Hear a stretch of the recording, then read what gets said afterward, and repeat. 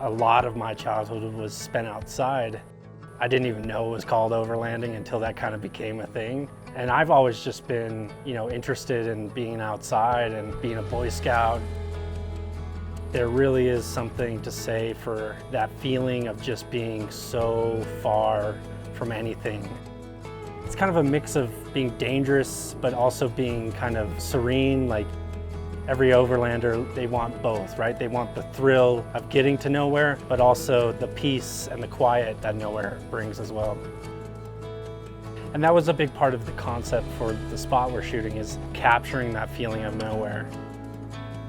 It's one thing to go out and do it, and it's another thing to go out and shoot it with a crew.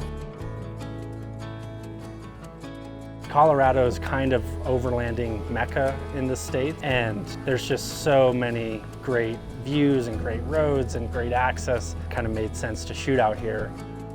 And we've chosen a couple spots that really capture that feeling of being way out there. I think the locations are the most important creative decision.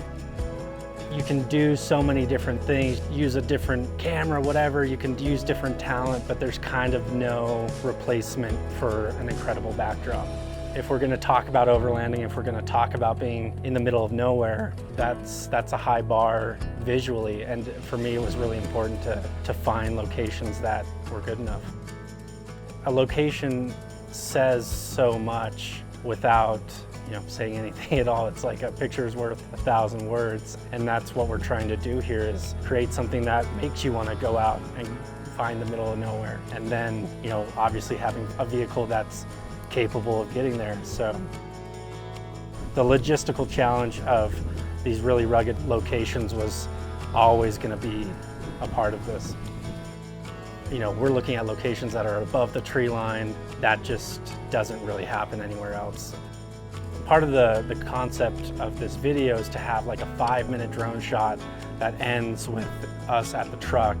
And that's a really challenging location demand, because we don't want to see any roads, we don't want to see any buildings in this very long drone shot. It's just rocky mountains as far as you can see up top, and then we kind of come in on the drone to this great little kind of grassy tundra area where the truck will be parked.